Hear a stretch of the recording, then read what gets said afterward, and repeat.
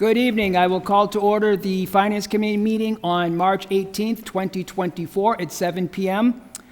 We have one item on the agenda this evening, order number 24-100-9106, communication from Mayor Dumas, together with a request for a transfer of funds in the amount of $786,500 from free cash to fire equipment for the purchase of an E1 fire engine for the fire department. I'll begin by reading the letter submitted by the mayor. Dear Council President Ossing and councilors, enclosed for your review and approval is a transfer request in the amount of $786,500 from free cash to fire equipment for purchases of securing an E1 fire engine for the Marlborough Fire Department. Currently, our 20-year-old reserve engine is at risk of not passing its annual safety inspection. We utilize this engine when another is down for mechanical reasons or mutual aid. As you may be aware, since the pandemic, supply for fire apparatus cannot meet the increasing demand and has a 36 to 42-month backlog. Due to this, Chief Breen has become accurately aware of how to obtain needed apparatus by working with existing relationships, and he has in the industry. The chief was able to secure a stock engine that is already in production and unclaimed by another community. In order to secure this engine, we must secure funding to pay for it. Therefore, I am asking for your support on this transfer to ensure that the Marlborough Fire Department stays ahead of the curve as it pertains to this mission critical for fire engine. I would like to commend Chief Breen for his creative and forward-thinking approach in securing this engine. I do want to point out that this request simply covers the base cost of the engine and not the additional tools and equipment needed to complement the engine. This additional request, which stands around $70,000, will be sent to you at a separate time. Chief Breen and I will be available at a future meeting to answer any questions you may have. Sincerely, J. Christian Dumas, Mayor. And at this point, I will bring up the Mayor and Chief Breen.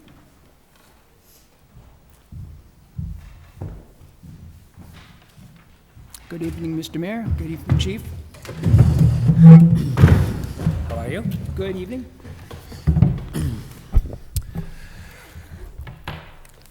Yeah, so I can answer any question that you have. I think the letter was pretty self-explanatory. This normally would have probably came down on the capital improvement plan, but it's a little premature only because we need to kind of lock and load for the contract. In order to sign the contract, I need to put in where the money is coming from to sign the contract. So our auditor knows that we have the money to cover for that. So that's why we're here today. The funding does not need it until we actually get the truck. But in order to sign that contract so we can get the truck, we need to showcase where the money's coming. So to sign the contract, this is what you're going to... I had to sign, yes. I had to sign the dotted line. Once we get the funding, absolutely. Say it again? Once we get the funding available, then you'll be able to sign that contract? Yes, but to put the contract in motion, I had to make sure that money is available. Thank you. So. And I'd like to compliment the chief as well for acknowledging that we obviously need this particular engine and doing your due diligence. I know other Council Orm had a question about the size and fitting. If you could just kind of expand a little bit on that, Chief. Sure. Thank you, Mr. Chairman. Good evening, council members. My name is Kevin Breen, privileged to serve as fire chief here in the city of Marlborough. So a little bit of just quick background. We were notified approximately a year ago that even though they were going to pass our reserve fire engine, what we call Engine 5, they were predicting because of what we call delamination of the frame rails, that they would not pass it in March of 2024. But about approximately 6 months ago, while doing some additional repair work, they confirmed that it was worse than they thought and cautioned us that this truck would be taken out of service for safety reasons. So I pointed it out to Mayor Vigent that because of the national backlog in ordering fire apparatus, this city should be poised to act quickly, and he made sure that that was under direction. He said, you need to talk to the new mayor about this and make sure that it's passed on as one of those items of high priority in the transition. So what happened was, obviously when Mayor Dumas took office, it was one of our items of a high priority. We have been monitoring the availability of what we call stock trucks. Those are trucks that have already been ordered, are already in the queue, already being ready, designed, where typically you would now put a design together for a new fire apparatus, which takes, several months. and then you submit your bid specifications or your specifications for the truck, and then it's a 36 to 42-month wait period. So our typical plan would be to replace our 2015 frontline, what we call a frontline apparatus, which serves currently out of station number 2. We were looking at replacing that in 2025. Given the time frames and the condition of our reserve apparatus, we had to act quickly. We've been monitoring each month when they publish the stock trucks in terms of what's available from our fire manufacturing dealers. We saw one that really suits our need. So this particular truck that we acted quickly upon is an E1. It's a Typhoon, which is the brand of the pump. It has galvanized frame rails specifically designed for New England weather conditions. It also has a stainless steel body.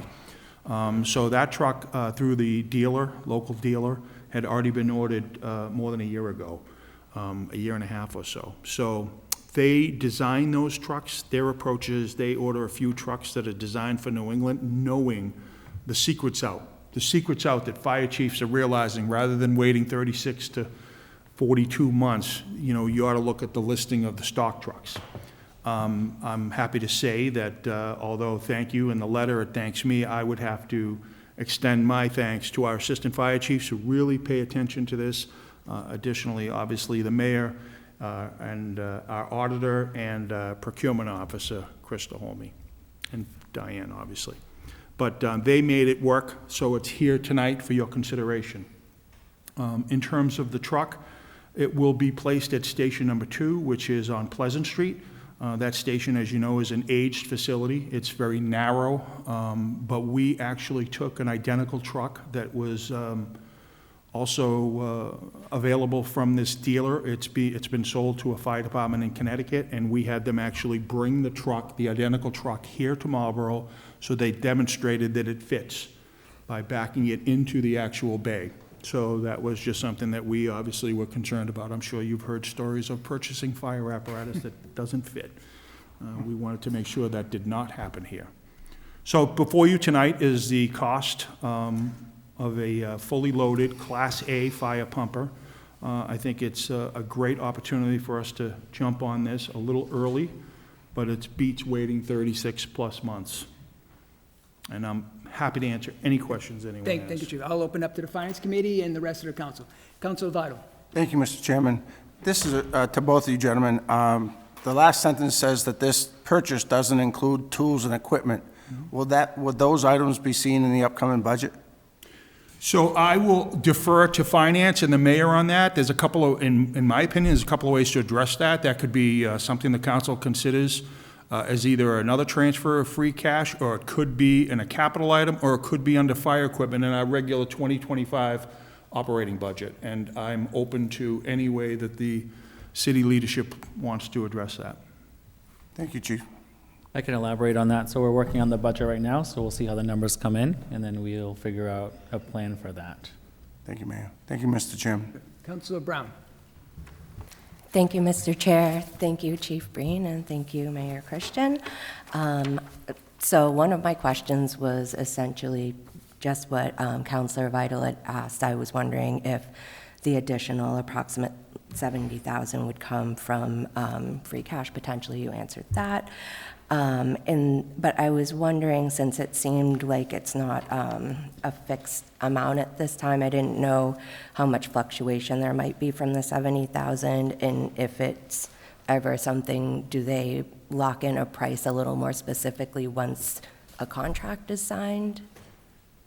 So it's a great question, Councilor. Typically, with all fire apparatus, when you purchase from a dealer, there is part of a specification is NFPA requires. So it requires X amount of ground ladders. It requires hard suction hose, whether it be supply line or whether it be fire attack hose. It requires all the tools and equipment. When you put that in a bid specification for a truck, because we didn't go through the bid specification, this is a stock truck, this dealer options it out. And when we talk to procurement, it's easier rather than specifying, because each one of those individual purposes would not align, shall we say, with the bid process. So we felt that last time it was cumbersome to do it all under one bid. So we are opting to do it now so that we can get the best pricing from individual dealers in each of those items that we need. Yes, it is an approximation, but with escalation now on all of those items is fairly significant. But we think 70,000 would be sufficient to fully outfit this, and certainly if it's less, and we'll, pass those savings along to, obviously, our citizens.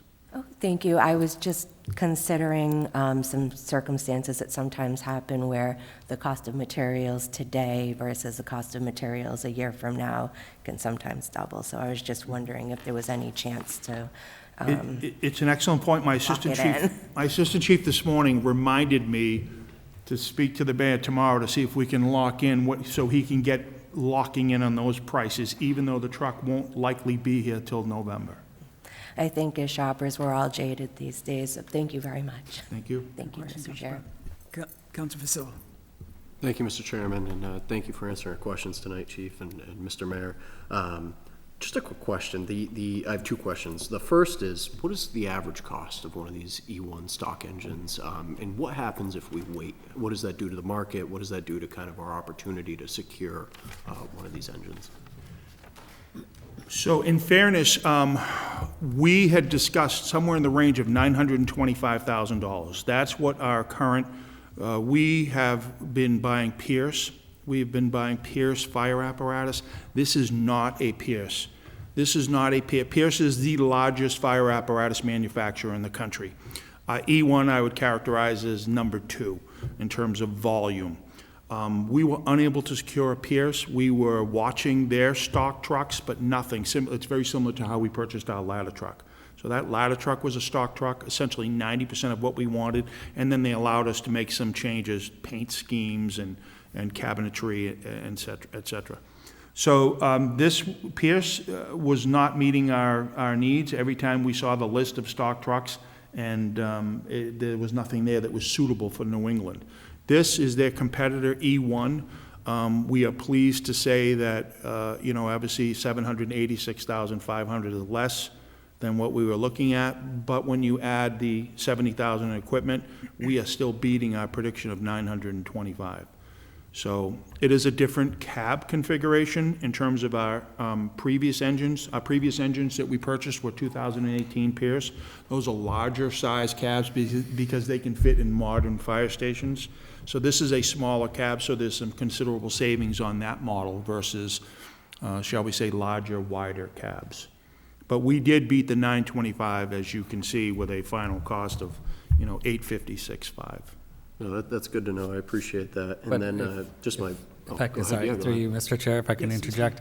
If we delay this, then the timetable of waiting for another stock truck could be another 24 months or 2 years out. So Right. I think that's why we need to kind of strike while the iron is hot, because it's a need and the wait time is pushed out for so long, so. And so, I'm sorry, Mayor, I should have responded to that. Very specifically, it may seem like this is, hyperbole. Just the engine alone is expected to go up $100,000 if you order this fire apparatus in this next 6 months. Just the engine. And what I mean by that is the power engine, not the term fire engine. That's how much cost escalation is involved with some of these nationally. So I think it's a great opportunity for us to get in at this time. No, thank you. Thank you, Councilor Fasal. Councilor Doucette. Thank you very much, Mr. Chair. Couple of questions. I already got some of them answered. I appreciate that. But you talked about stocking the truck, and you're going to be getting supplies from different vendors at this point, because you're pretty much going to be stock. It'll come in and you'll stock it once it gets in. Is that the intent, just as process goes? The intent, Council, is to have all the equipment quite literally on the apparatus floor, so when the truck comes in, we load everything when the apparatus is received. Sure. We're Sure, hopeful sure, to sure. have it all in advance. Okay, that's fine. And we put it all together here? Right? Yes. Okay, okay, that's fine. Year or two ago, you also had a proposal for undercarriage cleaning system, right? And is that the case? It wasn't us, I think it might have been DPW, but I Was think we... DPW? Yeah. Do you guys use anything like We that? don't, and I had a discussion with Councilor Orem, and if we have that equipment here, I'd certainly love to partner with DPW if we could continue to use that. Yeah, because just Or the if we way, could use your it. complaint coming up is saying, hey, it's undercarriage, we just got an undercarriage cleaner. I was wondering if that's part of the equation yet, you know, because it sounds like it would be making sense, at least longevity going forward. Definitely. Yeah. We'd be interested in that, yes. Okay. The other is, you made a comment about that you were going to replace one of the fire engines in 2025, right? And now you're replacing the one that was the backup, you know, and it's 2024. So your plan for the 2025 model, is that kicking down the road a certain extent? Or do you start this 3-year process in 2025? It's, the way I phrased it, I want to be clear about it. Absolutely. We would be placing a new piece of apparatus to replace the 2015, but that 2015 would still then go into reserve. So even though technically we're replacing engine 5, we are relieving the current engine 2 of its frontline service. So engine 5 goes away. Yes. Engine 2 now goes in reserve, the new Right. truck goes to Station 2. So we Right. were gonna do that in 2025. Right, so you just pointed in a year. A year earlier. Okay, that's where I was going Yes. with this. Yep, So, as far as process goes, you're pulling the schedule in for a year, which is fine. But then my next follow-on question to that is, when are you planning to get the next one? Because these have longevities of 15 to 20 years. If it takes 3 years to, order one of these things, when do you expect the next order to go in? And It's I'm not, no absolute, but ballparky type. So it's a great point, and we are hopeful that the 2015, currently serving as engine 2, will have an extended shelf or reserve life because we are relieving it a little bit early. And also fire apparatus now, so our current engines are all built with galvanneal frame rails and/or stainless bodies. We are really looking at those types of designs to extend the life in a northern New England city like we are, with salt on the roads and weather conditions, et cetera. But I would expect us to review that within the next 5 years. Okay, that's fine. Thank you, appreciate that. Thank you, Councilor Preciado. Good evening. I was wondering what you would do with the decommissioned truck. With the what? Decommissioned fire truck? So engine 5, you said, would not be in use anymore? So our plan and our response from the dealer, so when you actually purchase fire apparatus, similar to what we did in 2018, it's more of a token gesture where you say, hey, they're either sold as scrap. Sometimes they are purchased if they're still serviceable and they still can, pump water, drive safely on the road by passing inspection. This one has already been declared not to be passed.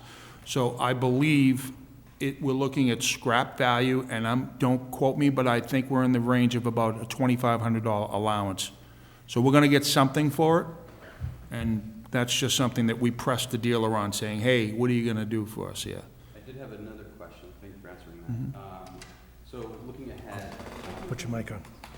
So looking ahead a little bit further, the city is hopeful to open up a new fire station on the west side. What does that do to our budget for the, stocking that station with vehicles?